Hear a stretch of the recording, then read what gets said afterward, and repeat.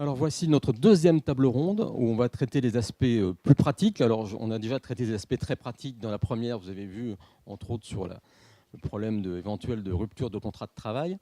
Là on va être encore plus dans le pratique avec des invités qui aussi représentent à la fois les entreprises et les écoles, plus deux grands témoins qui vont pouvoir nous parler de ce qu'est aujourd'hui le travail d'un maître d'apprentissage et la vie d'un apprenti.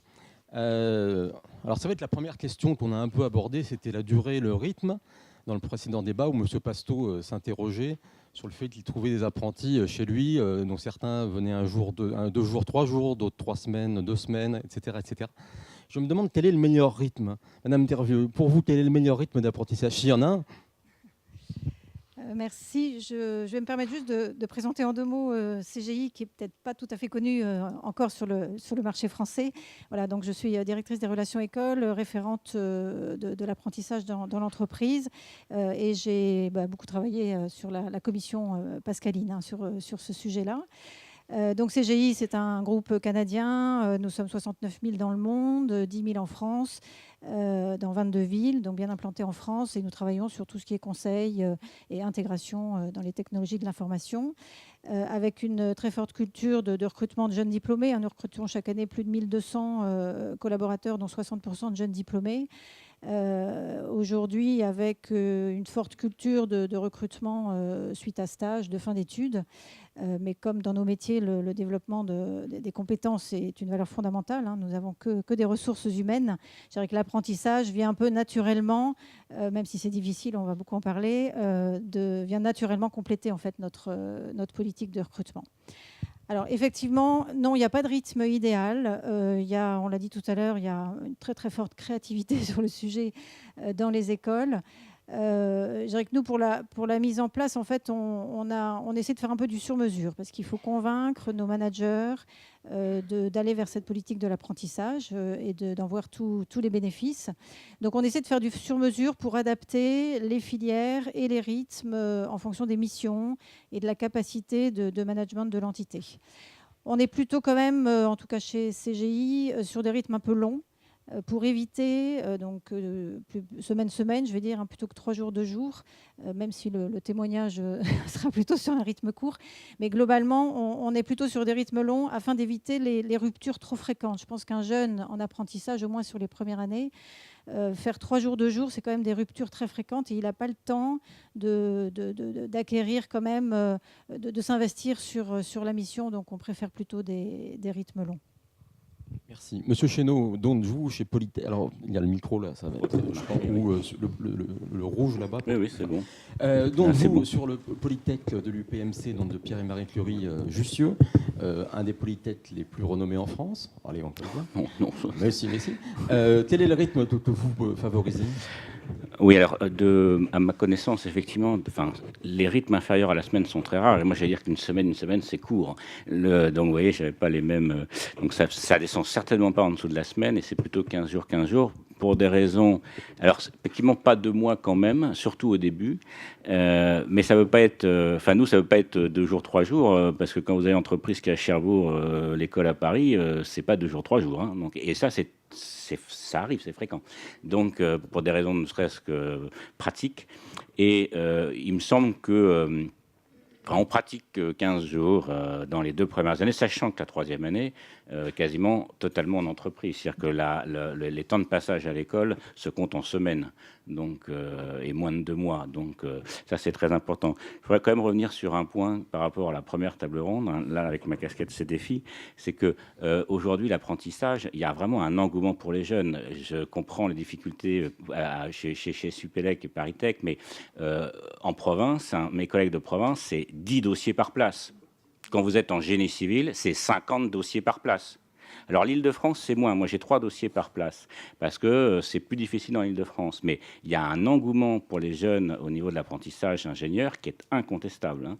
Donc, et puis, on pourra en reparler justement sur la pratique. Quand il y a des difficultés avec un apprenti, en général, c'est plutôt nous l'école. Moi, j'ai jamais vu de souci de l'autre côté. C'est nous l'école où le jeune, il n'y arrive pas. Et c'est très, très difficile de convaincre l'entreprise qu'il faut arrêter parce qu'elle, elle veut le garder à tout prix. C'est plutôt en général dans ce sens-là que ça se passe, très honnêtement. Là, parce que il se trouve que j'ai la chance d'avoir... alors, je n'étais pas aux affaires à l'époque, hein, mais ça fait quand même plus de 20 ans qu'on fait de l'apprentissage d'ingénieur chez moi. On a démarré en 92, donc là, il y a une vraie expérience. Et puis, il y a un autre point par rapport à ce qui a été dit quand même tout à l'heure, là, je voulais absolument y revenir, c'est que quand on dit il reste ou il reste pas, je rappelle que ça, c'est un avantage.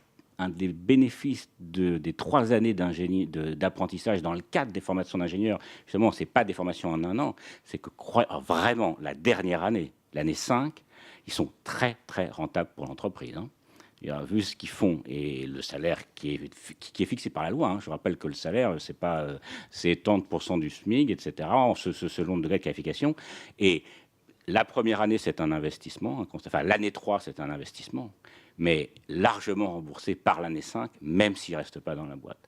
Bon, donc maintenant, je reviens, donc je répète, c'est mais vu que j'avais vraiment envie de dire ça, 15 jours, mais il y a d'autres expériences. D'abord, ça dépend des domaines, c'est-à-dire que des secteurs d'activité. Selon des secteurs d'activité, vous pouvez avoir une alternance qui est plus appropriée au domaine économique, c'est tout à fait compréhensible. Dans les domaines, pour moi, d'électronique et informatique, enfin numérique, quoi, les points de vue numériques, il me semble que 15 jours, mais certainement pas en dessous de la semaine, évidemment. Merci. Madame Dill, vous êtes directrice du recrutement d'Accenture, ce qui veut dire beaucoup de recrutement chaque année, oui, mais pas forcément encore beaucoup d'apprentis. Avant d'entrer dans la question des rythmes, vous pouvez peut-être un peu parler de ce que vous faites chez Accenture et comment vous développez l'apprentissage de façon relativement récente, finalement. Tout à fait, c'est très récent chez nous. Donc, pour repositionner Accenture, Accenture est une grande entreprise de conseil présente partout dans le monde. On est présent dans... Ça marchera mieux avec ça. Oui, ça marche mieux. On est présent dans 120 pays avec 266 000 salariés dans le monde. En France, on est 5 000 et on accompagne les grandes entreprises et administrations dans leurs projets de grande transformation. Et on couvre toute la palette des métiers du conseil, donc de la stratégie jusqu'à la mise en œuvre de ces projets, notamment sur le système d'information et donc sur la délivrerie de projets informatiques. Donc c'est effectivement également beaucoup de recrutements qui vont être dans les volumes effectivement de CGI, puisqu'on fait environ 1000 recrutements par an, dont 2 tiers sont des stagiaires, alternants et jeunes diplômés. Donc on est également très impliqués dans le recrutement des jeunes. L'apprentissage est effectivement quelque chose de récent chez Accenture. C'est quelque chose qu'on a voulu développer pour plusieurs raisons. Tout d'abord pour une raison simplement légale du fait de la loi qui est passée récemment. On a également une volonté sociétale de peser sur notre écosystème et de se rapprocher de nos écoles et universités partenaires, avec lesquelles on a déjà développé beaucoup de partenariats, et l'apprentissage fait partie d'un des vecteurs d'action pour se rapprocher de nos écoles et universités partenaires. C'est également un moyen pour nous de faire connaître nos métiers aux jeunes étudiants d'écoles et universités, puisque le conseil peut être parfois nébuleux pour ces jeunes étudiants et ce n'est pas forcément des métiers dans lesquels ils se projettent de manière concrète. Et l'apprentissage est pour ça un très très bon moyen de leur faire connaître le métier du conseil et de se projeter dans des missions dans lesquelles ils pourront éventuellement être embauchés par la suite. Donc aujourd'hui, en termes de résultats, on est passé assez rapidement de 10 apprentis à 50 apprentis en une année. Donc on est encore très, très humble sur ces résultats, mais c'est quand même des résultats sur lesquels nous sommes très satisfaits, puisqu'on se rapproche d'1% de notre effectif. Et aujourd'hui, on recrute des apprentis dans tous les métiers d'Accenture, donc aussi bien dans les métiers du conseil que dans les métiers de l'informatique, que dans les métiers de l'externalisation. Pour parler du rythme, puisque c'était le sujet abordé, les rythmes, je pense, dépendent vraiment des métiers sur lesquels on va positionner nos apprentis. C'est-à-dire qu'il n'y a pas de rythme idéal, ça dépend vraiment de ce qu'on va leur faire faire. Sur les métiers du conseil et de l'IT, donc là où je vais rejoindre Madame Dervieux, c'est vrai que les rythmes plus longs vont être plus intéressants pour nous, c'est-à-dire qu'effectivement, des rythmes qui dépassent la semaine et qui permettent aux jeunes de passer un temps assez long en entreprise lui permettent d'acquérir des meilleures compétences et de développer sa connaissance du métier plus facilement. Merci. Laurent Huat, donc vous dirigez l'ECE, une école d'ingénieurs post-bac. Vous recrutez des apprentis plutôt après un BTS. Sur quel rythme ? Alors, on a effectivement une section d'apprentis, à peu près 120 apprentis à l'instant T. Ce qui veut dire, bon, puisque ce sont des contrats de 3 ans, à peu près 40 apprentis sur des promotions de 400, donc 10% hein, de notre effectif qui est en apprentissage. Alors, le rythme idéal, en fait, je vais faire une réponse un peu démagogique. Ce serait, en théorie, le rythme sur lequel l'école et l'entreprise tombent d'accord. Le problème, c'est que ça ne se passe pas comme ça. En réalité, les écoles construisent leur système et l'imposent. Je crois qu'il faut le dire clairement, c'est comme ça que ça se passe. Et puis ensuite, les entreprises se déterminent en fonction du fait que le rythme proposé par une école leur convient ou pas. Alors, quels sont les principes sur lesquels nous avons construit le rythme? En fait, je voudrais juste en mettre deux en exergue. Le premier, c'est qu'il était important pour nous que les apprentis puissent faire un séjour d'études à l'étranger, donc acquérir une certaine expérience internationale dans le cadre du contrat d'apprentissage. Ça n'a pas été évident du tout. On l'a fait, c'est en vigueur. Nos apprentis vont passer aujourd'hui, je crois, Marie, c'est 2 mois et demi à l'étranger, dans des universités canadiennes ou en Asie. C'est très bien parce que c'est un attendu du diplôme d'ingénieur. Si nous voyons ce que nous faisons pour diplômer un ingénieur selon les critères qui sont les nôtres et qui sont aussi ceux de la commission des titres d'ingénieur, il faut qu'ils aient une expérience internationale, donc nous leur permettons de la faire.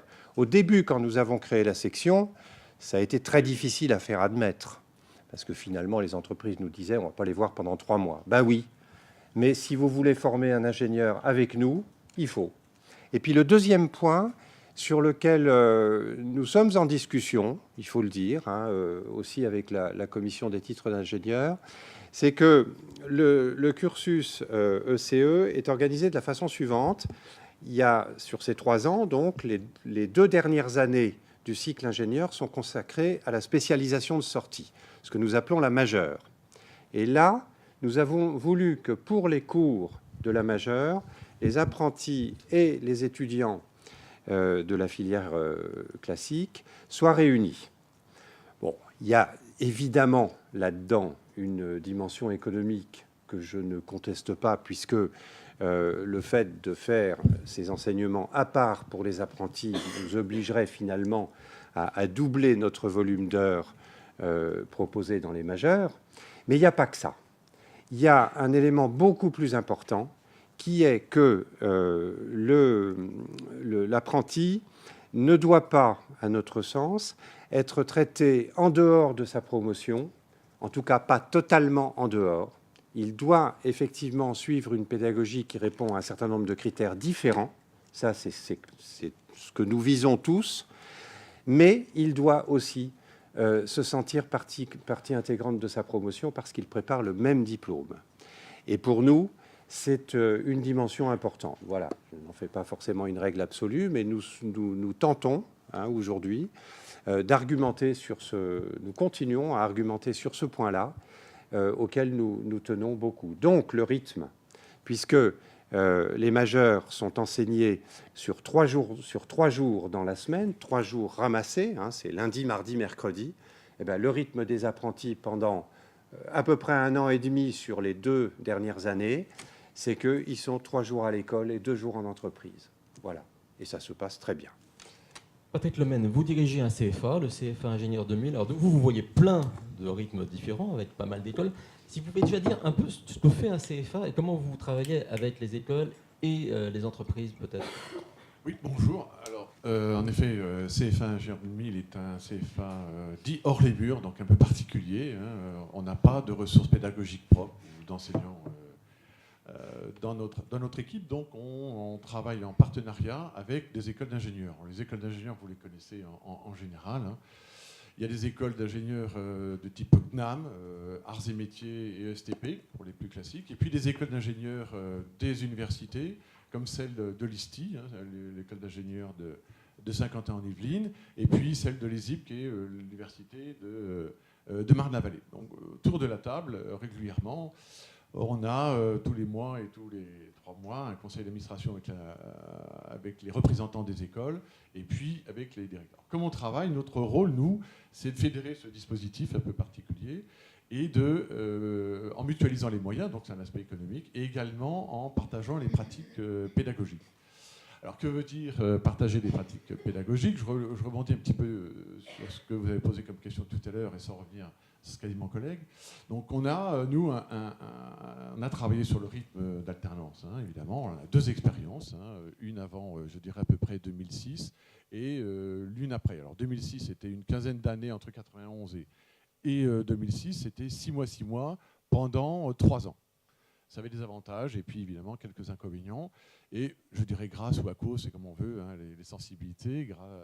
La CTI nous a demandé de revoir notre rythme et on l'a changé et on l'a adapté en construisant le parcours sur 3 ans.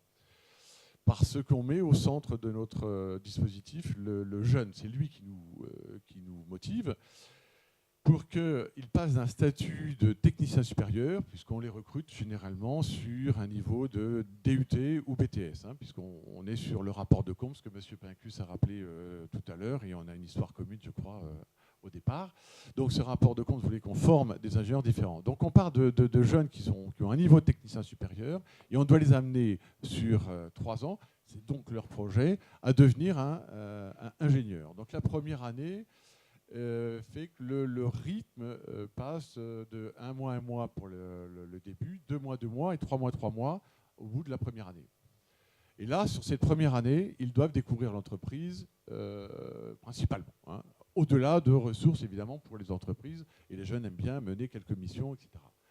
La deuxième année, c'est plus le rapport technique. On veut qu'ils travaillent sur l'aspect technique et pendant 1 an, sur un rythme 3 mois, donc c'est déjà un petit peu plus long. Ils restent dans l'entreprise 2 fois 3 mois et ils construisent leur projet. Et la dernière année, évidemment, comme le disait mon collègue, c'est 6 mois, et donc c'est toute la quintessence que l'entreprise peut avoir à récupérer sur le plan, en effet, des avantages, pas uniquement d'un jeune formé, lui en est content, mais aussi des bénéfices parfois très, très, très, très importants financiers.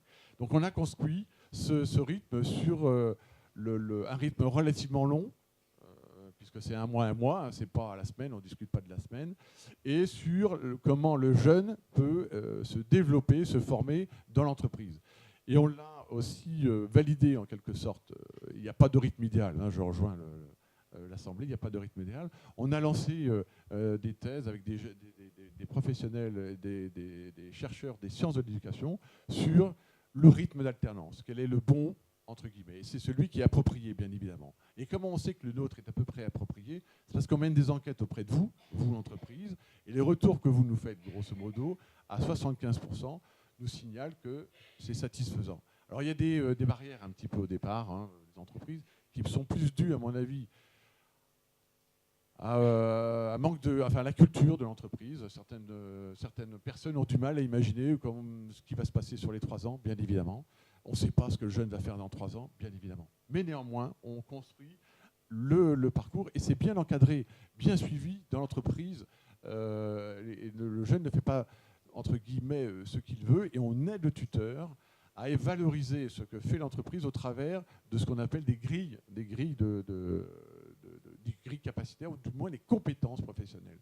Tout est construit sur les compétences professionnelles, d'autant plus que nos formations sont des spécialités. Excusez-moi, c'était peut-être un peu long, je peux m'emballer. Non, mais c'était très intéressant. On va passer la parole à nos 2 témoins, qui sont toutes les 2 de CGI.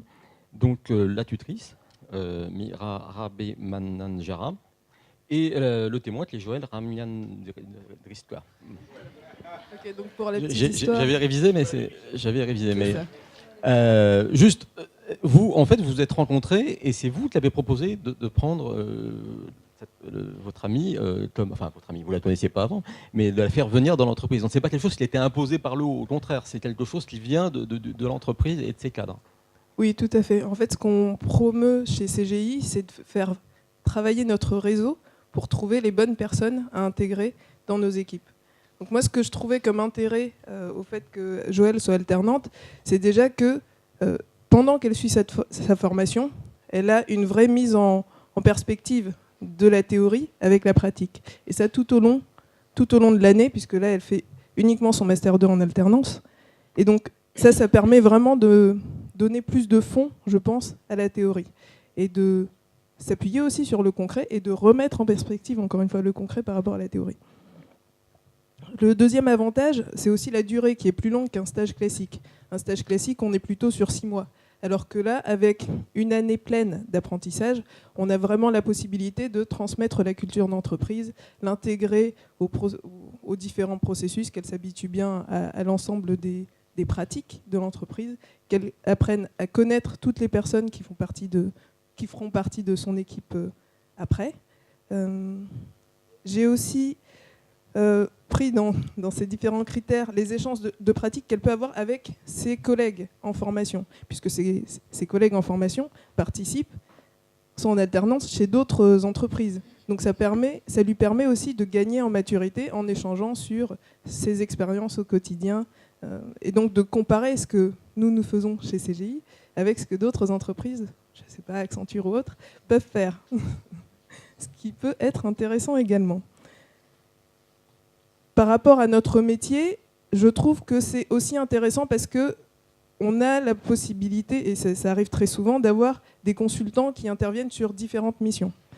Or là, le fait qu'elle soit avec un planning vraiment défini en formation, on sait quand la faire intervenir sur mission. Donc c'est beaucoup moins contraignant que de faire intervenir des consultants juniors qui peuvent être sur X missions en parallèle et qui sont beaucoup plus contraints par les exigences des clients des autres missions. Donc pour moi, ça fait vraiment partie des plus.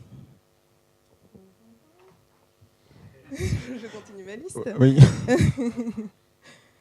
Il n'y a pas un moins. Non. Attendez, j'en ai pas encore trouvé. Ce que j'ai trouvé intéressant aussi par rapport à l'Université de Versailles, c'est que les professeurs sont originaires de notre métier, ce qui lui permet d'avoir une vision à 360 degrés de l'expertise qu'on peut demander dans les sociétés de conseil. Parce que la société de conseil, par définition, c'est un métier d'expert, donc il y a forcément des combats d'experts. Après, ça lui permet de se forger elle-même ses convictions et de nous apporter des choses en plus. Moi, je trouve que tout ça, c'est extrêmement intéressant. Et dernière chose, il y a vraiment une forte motivation, comme vous le disiez tout à l'heure, l'alternance, c'est pas forcément quelque chose de très prisé, de très vendu, et qui n'a pas forcément une très très bonne image. Donc là, avoir quelqu'un qui vient vers mon entreprise en disant « je suis en alternance, je veux faire de l'alternance et je veux faire du conseil parce que c'est un métier qui me plaît », ça montre une vraie motivation. Alors Joël, justement, vous vouliez faire de l'apprentissage depuis longtemps. On précise que vous êtes en Master 2, oui. Donc vous n'êtes pas dans une école d'ingénieur, un profil un peu différent de ceux qu'on a évoqués jusqu'à présent, mais vous êtes très motivé par l'apprentissage. Oui, en fait, j'ai choisi la formation en alternance pour ma dernière année d'études, pour justement avoir un pied au sein de l'entreprise et aussi faire un mix de mes compétences théoriques acquises au cours de mon cursus, de les mettre en pratique au sein de CGI Business Consulting. Et ça, c'est vraiment un grand avantage pour mon cursus personnel. Ça m'a donné plus d'expérience.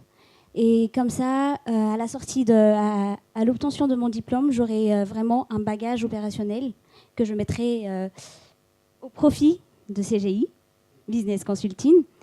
J'ai aussi choisi l'alternance parce que je voyais que c'est vraiment une innovation dans le monde de la formation.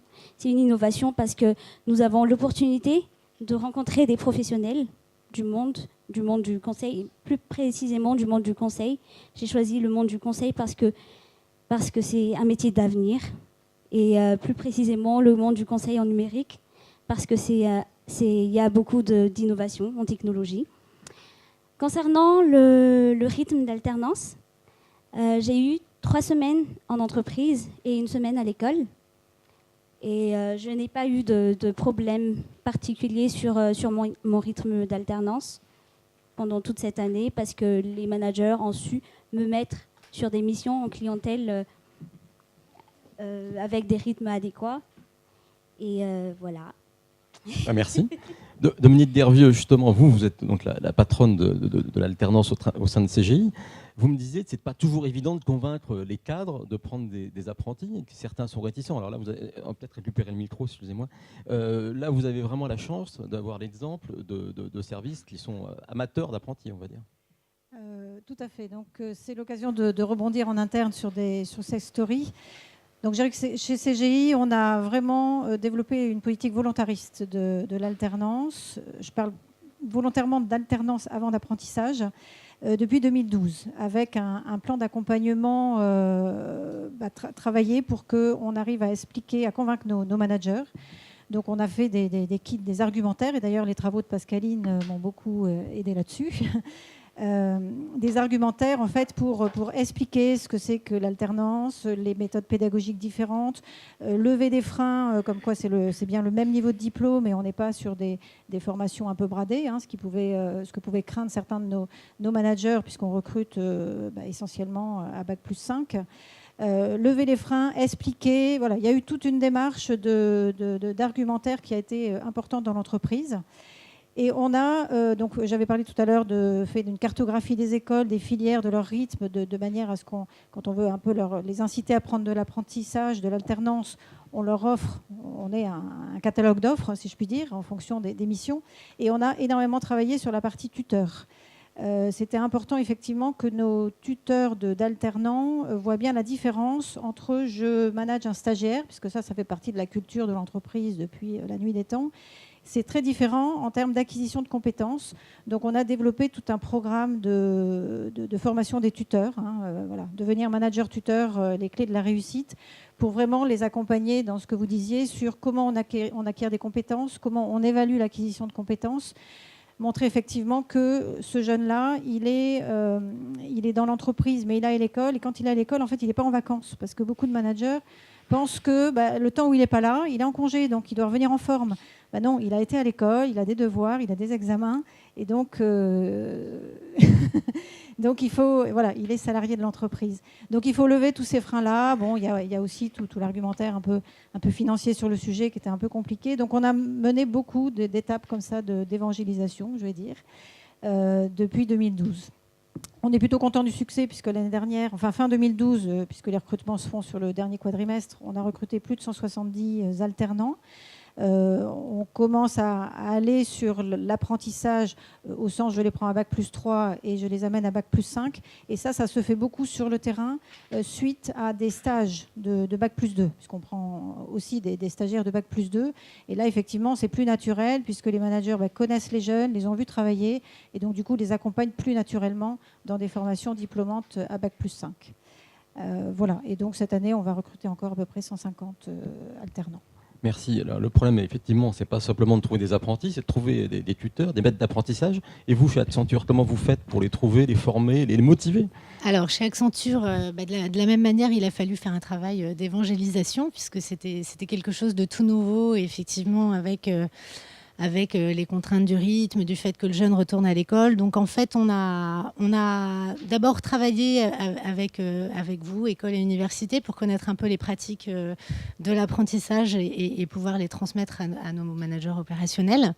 On a ensuite travaillé en interne avec tous les interlocuteurs qui allaient intervenir sur l'accompagnement de nos apprentis, donc à la fois le recrutement, les ressources humaines, chez nous l'équipe staffing qui est une équipe RH dédiée qui se charge de trouver les missions pour nos collaborateurs, nos managers opérationnels. On a travaillé tous ensemble pour effectivement mettre en place le suivi et l'accompagnement de ces apprentis. Et ensuite, effectivement, on a créé le rôle de maître d'apprentissage au sein de l'entreprise, en expliquant effectivement clairement que ce n'était pas comme encadrer un stagiaire. Alors la particularité chez Accenture, c'est que le maître d'apprentissage n'est pas le superviseur du stagiaire. C'est-à-dire qu'il l'accompagne tout au long de son apprentissage, mais sur les missions, il aura des chefs de projet qui seront son manager sur les missions. Mais le maître d'apprentissage est vraiment là pour l'accompagner pendant son apprentissage, lui donner des conseils, l'orienter pour la suite et l'aider justement ensuite à entrer sur le marché du travail. Et ensuite, on a fait en sorte que ce projet soit porté par notre président. C'était important. Donc, Christian Nibourel, le PDG d'Accenture, a été vraiment sponsor de ce lancement de l'apprentissage au sein de l'entreprise et a convaincu un certain nombre de ses managers opérationnels pour être maître d'apprentissage. Et les feedbacks aujourd'hui des maîtres d'apprentissage sont extrêmement positifs. Ils sont très contents d'avoir accompagné des apprentis sur l'année qui vient de s'écouler et ce n'est plus du tout une difficulté aujourd'hui pour trouver des maîtres d'apprentissage pour accompagner les apprentis. Important. Oui. Mais justement, Mija, justement, vous, votre travail de maître d'apprentissage, de tuteur, ça consiste en quoi, pratiquement ? Alors déjà, je voulais confirmer ce que vient de dire Dominique par rapport aux formations. On a effectivement eu 2 jours de formation où on nous a expliqué ce qu'on attendait d'un tuteur, d'un maître d'apprentissage.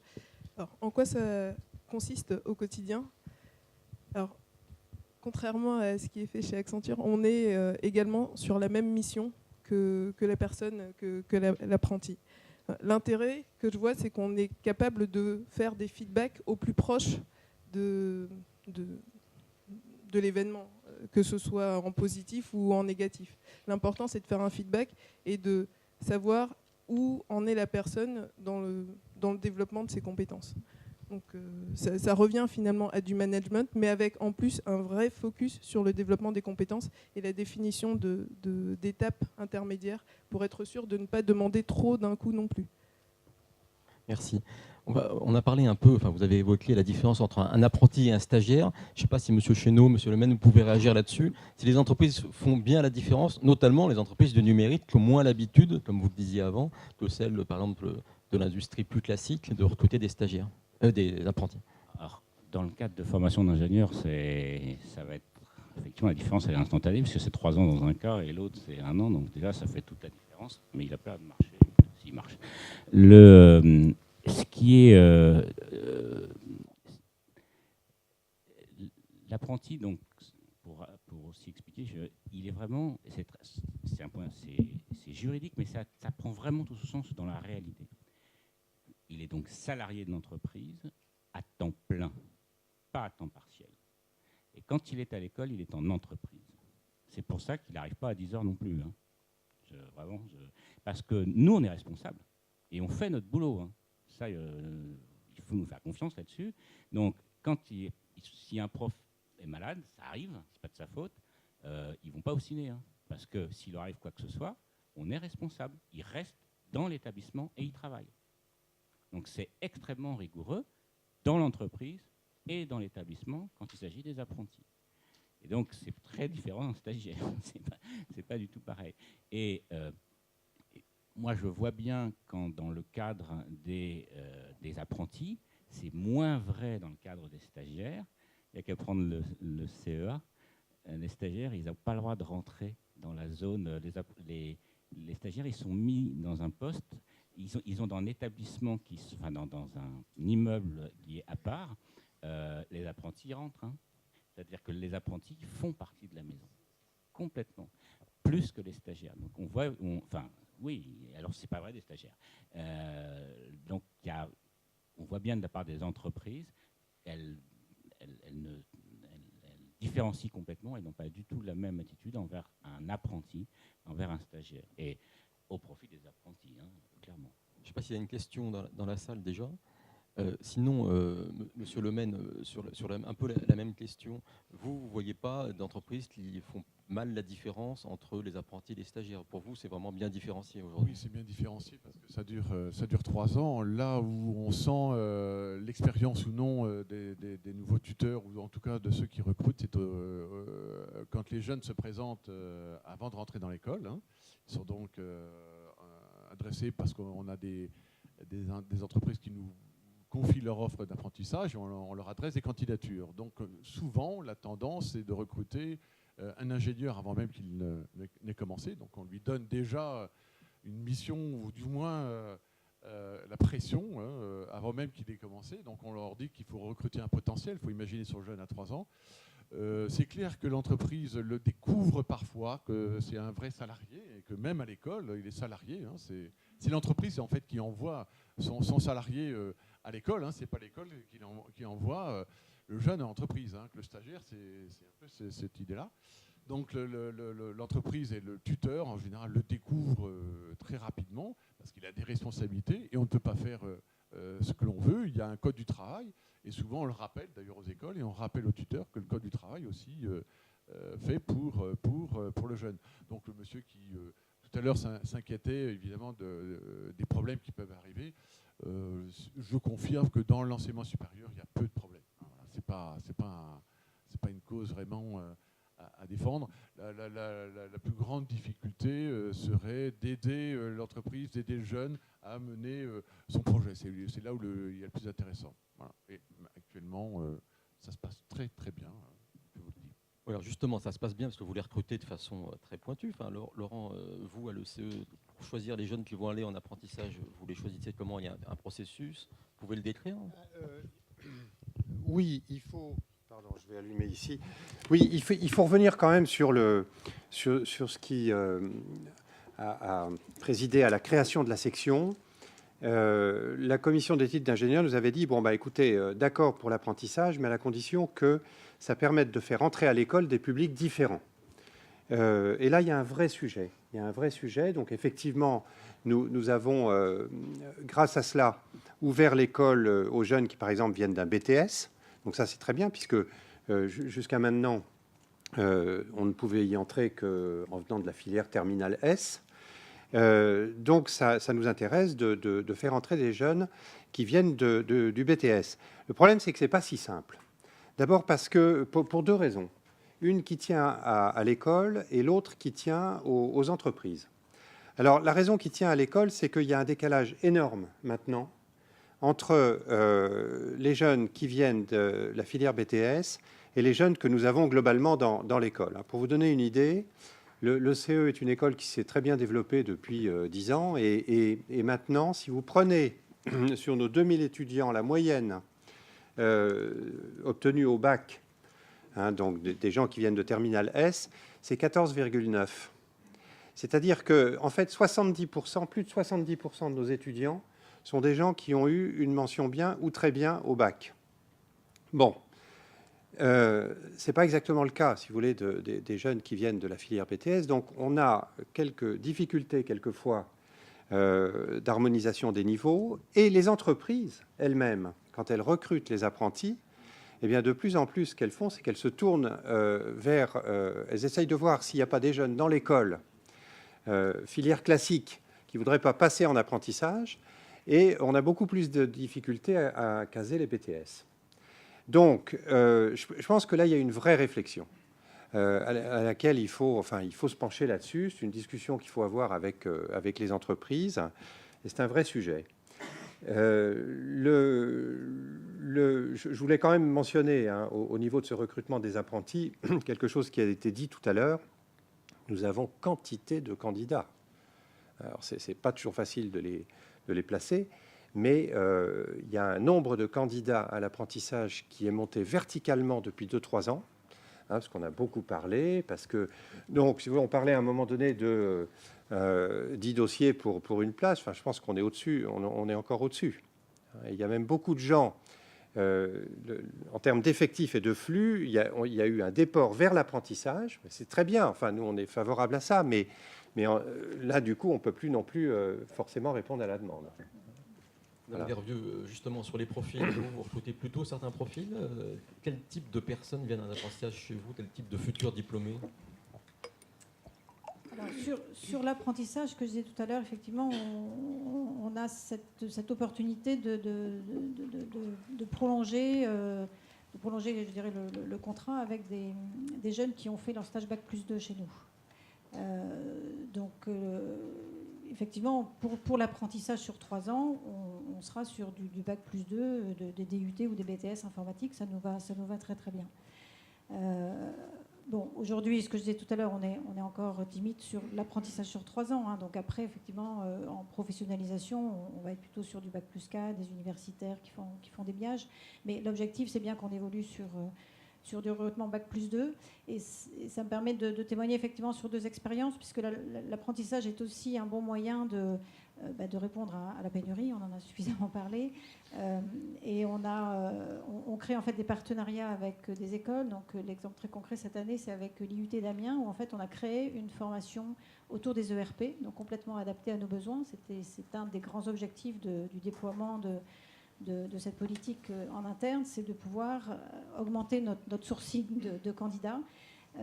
Donc c'est une vraie occasion de créer des formations avec des bacs +2. Donc là, en l'occurrence, ça sera une licence pro autour des ERP. Il y a 15 étudiants qui rentrent dans cette formation. Et le deuxième cas, c'est aussi de professionnaliser des jeunes en situation de handicap, qu'on a besoin d'amener également à un niveau de compétence qui répond à nos attentes. Et donc là, nous avons développé une filière en apprentissage avec un centre de réadaptation à Mulhouse pour amener des jeunes, alors qui n'étaient pas forcément que en bac +2, mais enfin qui avaient un niveau de formation bac +2, bac +3, ou alors sur des filières sans trop de débouchés, et qui sont du coup reconvertis par ce dispositif-là pour rejoindre nos métiers. Merci. Monsieur Lemaine, vous vouliez rebondir sur la question des profils. Oui, des profils en fonction du processus que l'on met en place pour rendre admissible, c'est l'expression qu'on utilise, des jeunes qui se proposent de poursuivre leurs études. Donc, ils nous adressent un dossier, on leur fait passer des tests maths, français et anglais, puisque la CTI insiste sur un niveau d'anglais. Le dossier est étudié par le responsable de formation, et puis on leur fait passer un entretien de motivation devant, on va dire, des consultants RH ou des psychologues du travail. À la suite de cela, ils sont rendus admissibles, et on vous les propose dans les offres d'apprentissage que vous nous décrivez en fonction du profil. Mais au préalable, le jeune choisit sa formation parce que c'est une formation dite de spécialité, c'est-à-dire que c'est avec les entreprises qu'on a construit l'ensemble de ce qu'on appelle la maquette pédagogique et le référentiel de compétences. C'est un peu différent des formations, on va dire, un peu généralistes. Et là, ces écoles-là ont des problématiques particulières. Pour nous, à partir du moment où vous choisissez un exemple, formation informatique et réseau ou informatique et géomatique, il vous faut venir de l'informatique. Vous devez venir avec un DUT informatique ou un BTS IRIS, etc., qui vous permet d'avoir à présenter votre dossier. Vous ne pouvez pas intégrer cette formation sans ce préalable. Bon, ce n'est pas la peine de vous présenter si vous venez, j'invente, d'un DUT gym, ou, enfin, donc mécanique, etc. Donc en ce sens-là, c'est assez simple pour le jeune de suivre son profil. Et du coup, pour les entreprises, c'est facile aussi au moment du recrutement de nous demander un profil DUT Info, plus évidemment la spécialité qu'ils demandent. Et au final, on forme des jeunes avec des compétences particulières, à la fois techniques et donc du savoir-faire et du savoir-être, puisque évidemment les entreprises nous le demandent grandement. Et je les comprends, puisque je viens de ce milieu-là. Donc on les forme à cela. Donc c'est en ce sens-là qu'il y a une petite différence avec les formations dites plus généralistes. Monsieur Chéneau veut réagir après Monsieur Hua, et après je vais vous demander à Madame Dieu, après dire comment vous recrutez aussi les apprentis. Il y a un point de vue qu'il ne faut pas oublier, qui est le point de vue économique. Alors d'abord, aujourd'hui, dans les ingénieurs, c'est quand même tout à fait remarquable, vous avez 4500 ingénieurs par an qui sont diplômés issus de l'apprentissage, c'est-à-dire près de 15%. C'est considérable. 15%, c'est considérable. En l'espace de 10 ans. D'ailleurs, on n'ira pas au-delà de 20. Ça serait par exemple, on va former 100% des ingénieurs par apprentissage. Il n'y a pas justement l'argent. C'est pour ça que le coût de l'apprentissage, il est plus élevé que le coût de la formation, que le coût d'un statut étudiant traditionnel. Bon. La très grande majorité des écoles d'ingénieurs sont publiques, et celles qui sont privées, souvent, sont en convention avec l'État, ce qui veut dire que ce coût-là, il est porté sur la communauté. Quand vous avez un étudiant ou un jeune qui aurait suivi de façon tout à fait naturelle la voie sous statut étudiant, le mettre sous statut apprenti, c'est peut-être très bien pour lui, on peut le faire une ou deux fois, mais si on le fait, il y a un moment où il y a un coût. Donc il faut savoir où est l'argent. Mais si l'apprentissage, vous l'utilisez pour faire venir une population qui n'aurait pas été ingénieure sans l'apprentissage, là, c'est rentable. Enfin, je veux dire, sur un point de vue économique, c'est quand même pas la même chose. Et donc, c'est pour ça que je pense que... Alors là, c'est vrai que c'est un vrai débat au sein des directeurs d'écoles d'ingénieurs, au sein de la CDFI, donc c'est une position qui est personnelle et qui n'est pas partagée par tout le monde, mais je pense qu'il faut continuer, moi, à privilégier, pour des raisons économiques et pour des raisons... C'est ici, si on a ces deux tables rondes aujourd'hui, c'est bien qu'il y a un problème d'embauche dans le secteur du numérique. Donc le problème, c'est d'amener des jeunes vers les secteurs du numérique à un niveau Bac+5. Et ce que je porte comme message, c'est que l'apprentissage, c'est une excellente façon d'attirer vers des diplômes d'ingénieurs des jeunes qui n'y seraient pas allés sans ça. Et aussi dans le numérique. Et donc c'est quand même une spécificité qu'il faut garder à l'esprit. Laurent, vous êtes d'accord? Oui, sur la question du profil, je voulais revenir, mais juste avant, corriger un petit peu mon propos de tout à l'heure, parce que je crois que je me suis un tout petit peu mélangé. Les 70% de mentions bien et très bien, c'est sur la promotion en 30, hein, ce n'est pas sur les 2000 de l'école, puisqu'il y a eu une montée en puissance, mais enfin, il faut quand même le dire. Je ne suis pas sûr d'avoir été totalement précis. Sur la question du profil, en fait, ce que nous sommes en train de faire, c'est de réfléchir à cela. Comment, puisqu'on est dans le secteur numérique, comment est-ce que les apprentis peuvent être un peu notre avant-garde, hein, si je puis dire, en matière d'innovation et surtout en matière d'innovation menée avec les entreprises. Alors nous sommes rapprochés très concrètement pour ça d'une association d'entreprises qui s'appelle Optic Valley, que vous connaissez. Donc pour ceux qui ne connaissent moins, je rappelle que c'est un peu plus de 150 entreprises franciliennes, très majoritairement PME, donc de l'optique, de l'électronique et du logiciel, avec aussi des laboratoires, etc. Nous sommes rapprochés d'eux et nous sommes en train de concevoir ensemble un nouveau modèle de l'apprenti, dans lequel l'apprenti n'est plus seulement le jeune qu'on place en entreprise et ce qui va l'aider finalement à financer ses études. C'est, encore une fois, un collaborateur qu'on va vraiment intégrer dans une mission innovante au sein de la PME en question, qui va pouvoir faire bénéficier, qui va se trouver au centre finalement d'une coopération d'un nouveau type entre l'école et l'entreprise. Et bon, évidemment, ça repose sur la définition de missions tout à fait particulières d'innovation dans les PME en question.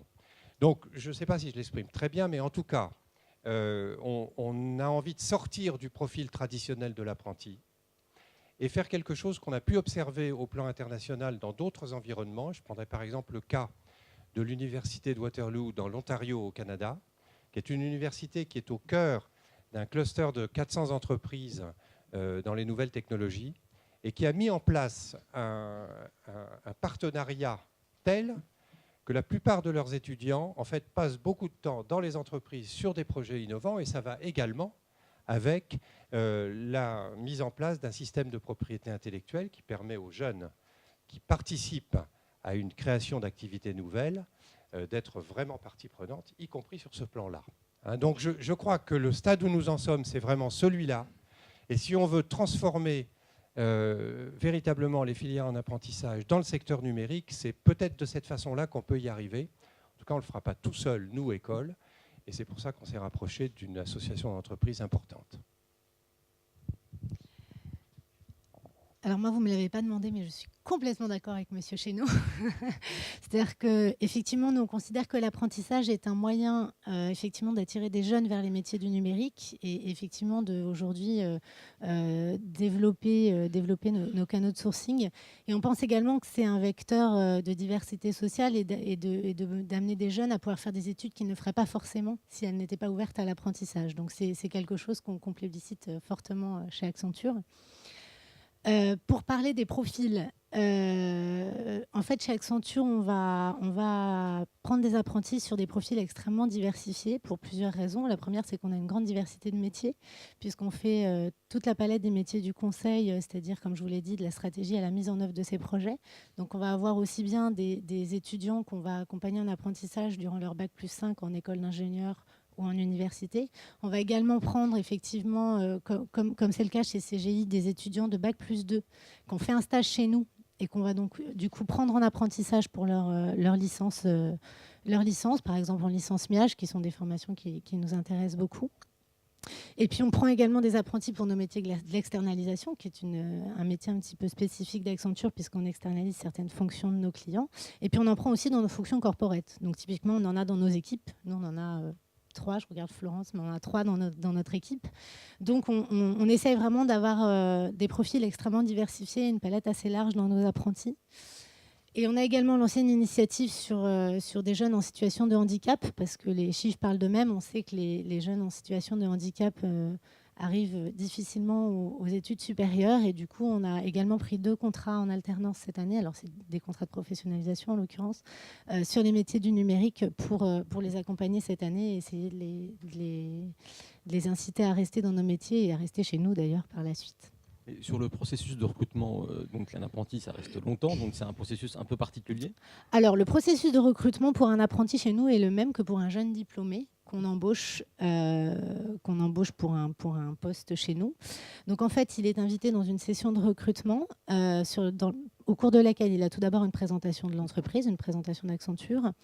Il a ensuite quelque chose qu'on a innové cette année, qui est notre Serious Game, qui est une étude de cas en ligne dans lequel il peut se projeter dans le métier du conseil et dans lequel on va évaluer un certain nombre de critères. Il a ensuite un entretien de motivation avec un manager opérationnel et une étude de cas collective pour voir comment il interagit avec les autres. Et vous avez des partenariats particuliers avec certaines écoles, universités, où il y a des liens qui se nouent? Oui, alors on en a beaucoup.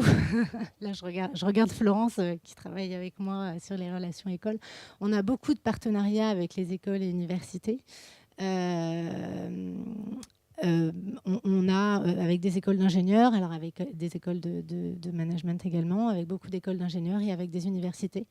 Je ne sais plus en nombre, je regarde Florence, mais honnêtement c'est énorme, je ne saurais même pas vous dire le nombre. On a énormément de partenariats, on fait plus de 200 événements écoles par an grâce à ces partenariats. Alors, on a plus de 5 minutes, alors si vous avez une question à poser, c'est le moment ou jamais. Ah, monsieur. Je pense que c'est plus facile pour une école de passer des partenariats avec des grandes entreprises. Voilà, donc, je passe la parole. Comment se répartissent les apprentis? Monsieur Chénaud, d'abord.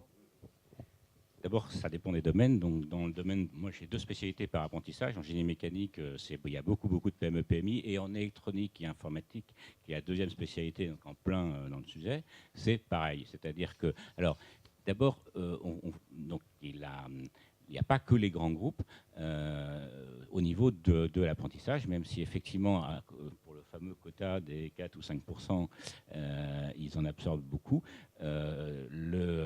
Aujourd'hui, c'est pas très différent de l'embauche. Hein. Je veux dire que c'est pas les grands groupes qui vont faire l'emploi demain. Les grands groupes, au mieux, ils vont renouveler leur stock. Et encore, 80-80% de l'emploi futur, ce sera les PME, PMI, ETI. L'apprentissage, c'est pareil, le vivier, il est là. On voit qu'on fidélise, c'est-à-dire une fois que l'entreprise a mis le pied dedans, régulièrement, elle reprend des apprentis. Donc nous, on a des entreprises avec lesquelles on travaille depuis 10-15 ans, et des PME, PMI, pas des grands groupes. Donc c'est pas fait que pour les grands groupes. Il y a plein de PME, PMI, ETI qui ont des apprentis. Enfin, en ce qui me concerne, hein, c'est mon témoignage. Oui, merci, je confirme. On est à peu près, nous, à 25% de nos jeunes qui sont dans des PME, hein, donc moins de 250 personnes. Également, au conseil d'administration de l'association, nous avons une entreprise, certes filiale d'un groupe allemand, mais KEB, donc ils sont 40 et ils ont 10 apprentis. Vous voyez, c'est une culture germanique autour de l'apprentissage, c'est clair, et il défend très bien au sein du conseil d'administration cette façon de voir pour la formation. Également, depuis un an, donc depuis 2012, il y a un décret qui est passé qui permet des passerelles entre un grand groupe et une PME. Donc on a lancé un titre d'exemple. Alors, ce n'est pas dans le domaine du numérique parce que c'est le temps que ça se lance, hein. C'est dans le domaine du génie industriel avec Thales, il ne faut pas le nommer. Avec Thales, un jeune qui est actuellement aux arts et métiers va passer une autre partie de son temps d'apprentissage, donc dans la partie professionnelle, va passer son temps dans une PME qui travaille avec le groupe Thales. Donc ça permet d'amener des jeunes au contact de la PME, qui n'a pas toujours possibilité, pour différentes raisons, d'avoir des apprentis dans son sein. La difficulté reste quand même le modèle économique. Je ne vais pas jeter un froid dans l'Assemblée, mais a priori, les PME n'ont pas toujours envie ou la possibilité, les deux, pas plus que les grands groupes non plus, mais enfin bon, on peut peut-être convaincre plus facilement les grands groupes, de financer une partie de l'apprentissage. Si on dit que c'est environ, je vais dire un chiffre, c'est variable, environ 7 000 €, entre 5 000 et 7 000 € la formation à l'année, ce qui, pour un certain nombre d'RH, vous en conviendrez, pas très cher, parce que les formations de cadre à 7 000 €, ça dure une semaine. Nous, ça dure toute l'année. Il n'est pas évident que l'entreprise PME ait la possibilité de financer ce coût. Donc, c'est entre guillemets une bagarre sans lettres entre des grands groupes qui payent un petit peu plus et qui permet à des entreprises de plus petite dimension de pouvoir financer sur sa taxe d'apprentissage, parce que c'est un calcul un peu compliqué, qui fait que le financement peut être assuré sur l'ensemble de notre dispositif ou des formations. D'autres questions? Derrière, non. Voilà. Excuse-moi. Nelly Roas. J'ai un petit peu du mal à vous suivre là, dans ce que vous venez de dire. Je suis côté école privée. Et c'est un sujet qu'on n'a peut-être pas complètement abordé ce matin. Et peut-être, alors je vais revenir sur la première table ronde. Dans nos écoles, contrairement peut-être aux 2 témoignages qu'on a eus de Supélec et de Télécom Paris-Tech, trouver des candidats, c'est vraiment pas un problème. On en a dans toutes nos écoles à plus savoir quoi en faire. Pourquoi ? Évidemment parce qu'il y a des frais de scolarité dans ces écoles et que pour un jeune, l'apprentissage est quand même une façon, évidemment, pour des jeunes dans des situations sociales difficiles, d'accéder à des beaux diplômes sans se confronter à des frais de scolarité. Donc évidemment, des candidats et de bons candidats, on en a beaucoup. Donc on n'est pas tout à fait tous dans la même réalité, c'est ce que je voudrais dire. Maintenant, notre problème à nous, ce n'est pas les candidats, c'est les entreprises et les entreprises qui financent. Et c'est exclusivement ça notre problème. Trouver des contrats, nous, alors nos jeunes, ils viennent, ils nous disent « Ah ben moi j'ai des rendez-vous chez Orange, chez IBM, je vais tous vous citer si vous voulez, enfin je peux faire à peu près tout le monde. » Et puis qu'est-ce qui se passe derrière ? On dit « Ben non, parce que nous on va avoir quota divisé par nombre d'apprentis, voilà ce qu'on va nous régler, alors 2000, 2500, 3000 €. Comment voulez-vous qu'on forme un jeune avec un montant pareil ? On ne sait pas former un ingénieur à 3000 €. Je crois qu'aucun d'entre nous sait faire ça. Et donc la grande difficulté qu'on a, c'est celle-là. Et les grands groupes nous disent, non, on ne mettra rien de plus. Alors nous, si on ne met rien de plus, comment voulez-vous qu'on place un apprenti ? Enfin, on est des associations, pour la plupart d'entre nous, privées. Comment voulez-vous qu'on fonctionne ? Donc finalement, les PME, PMI, c'est difficile à trouver, mais pour peu qu'elle ait pas loin de 250 salariés et pratiquement pas d'apprentis, on va arriver avec le quota à financer nos formations. Sinon, il ne faut pas qu'il en ait beaucoup. Donc vous voyez la complexité qu'on a de l'autre côté. Donc moi, on est tous, je crois, très favorables au développement d'apprentissage et on a tous fait les efforts et on continuera tous à le faire. Néanmoins, si on ne règle pas le problème du financement, qui aujourd'hui est un obstacle absolu au développement de l'apprentissage. En tout cas, je sais qu'il y a d'autres établissements privés dans la salle et je pense que je peux être soutenue parce que vraiment le problème est là. Les candidats, on les a. Les entreprises, aidez-nous à financer vos formations. Et finalement, on se retrouve quand même dans des situations où les grands groupes, parce que quand un grand groupe nous donne 3 000 €, qu'est-ce qui se passe ? On arrive à le financer parce qu'on arrive parfois à avoir un peu de quota libre d'une entreprise qui n'a pas d'apprentis. Et donc finalement, les grands groupes font financer leurs apprentis par des PME, PMI. Je crois que l'apprentissage, c'est un petit peu ça la réalité aujourd'hui. Merci Nelly. Maurice Pointelus, vous voulez réagir ? Je vous passe le...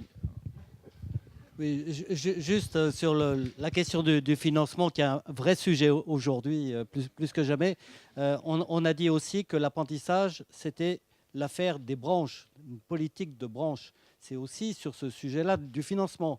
Ce matin, je disais que l'apprentissage dans nos CFAI, nos 30 000 apprentis, était financé à 15% par les régions, 35% par la taxe d'apprentissage et 50% par la branche.